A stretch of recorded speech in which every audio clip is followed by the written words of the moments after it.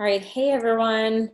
So I just wanted to give you some more information about MyFitnessPal. So I thought this might be the easiest way to show you how to do it.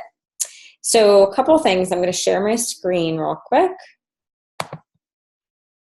Let's see. Let's see if that works. So the first thing I wanted to show you is MyFitnessPal on the computer. So if you set up a MyFitnessPal account, you have the option of either doing it on your computer or on your phone. I think it's a little easier maybe on the computer if you're getting started. If you're new to it. But so you can see on my screen here, I just typed in like a sample day. Breakfast, you go through, add food, pick how many, add food, how many, and then it creates a whole grid for you. So how many calories ahead of breakfast, how many carbs, fat, protein, sodium, which when you're eating whole foods doesn't really matter, and then sugar.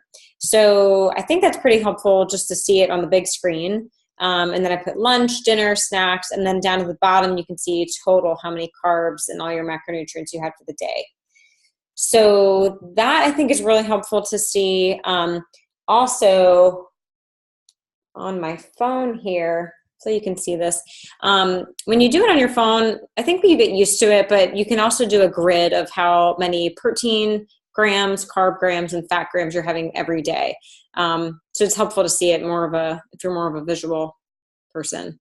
So that's what that looks like. But I was also going to record a full video for you guys, and then I realized there's YouTube for that. So I went on YouTube and there's a ton of videos on how to do MyFitnessPal. So, just typed in MyFitnessPal tutorial. I'll post this one in the Facebook group, but there's a ton more on the side that you can see. So if you're having trouble with how to use it, I would totally watch one of those videos. It's pretty quick and easy. So that will help you just to get used to counting your macronutrients. But then another thought I wanted to talk about, let me pull this up here, because of Laura's question today about do you count cucumbers? Do you count spinach as carbohydrates? Yes, because they are mostly carbohydrates and very little protein and no fat. But they're so high in fiber that's why they're good carbohydrates. So there's good carbs, bad carbs. The bad carbs are the ones that have, a lot of sugar along with them, very little fiber, very little protein. So when you eat it, it gets digested and your blood sugar is up really, really, really fast. Versus a food like a vegetable that's really high in fiber, it's going to be slowly digested and it's not going to spike your blood sugar so much. So I just wanted to show you an example. This is a protein bar that I like.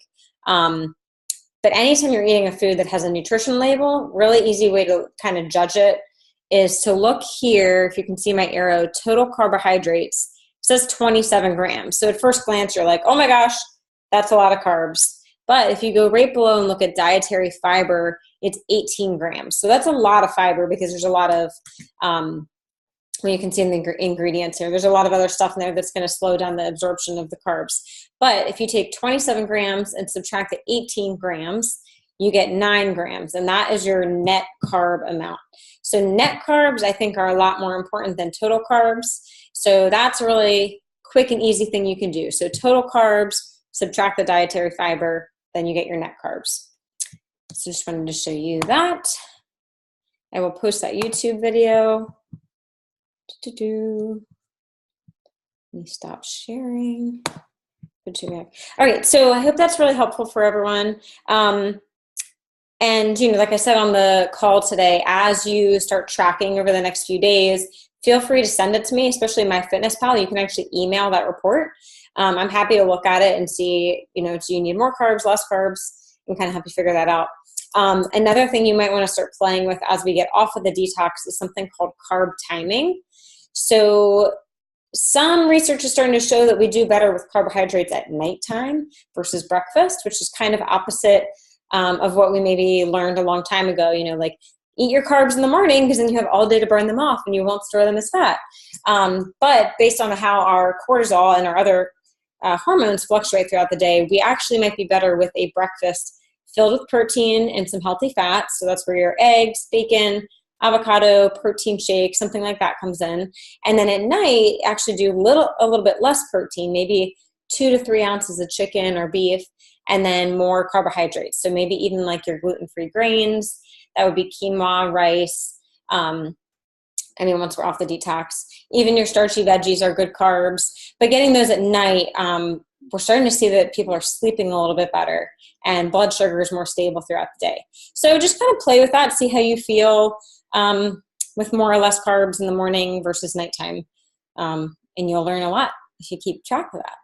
All right. Thanks, everybody. I will talk to you in a few days. Bye.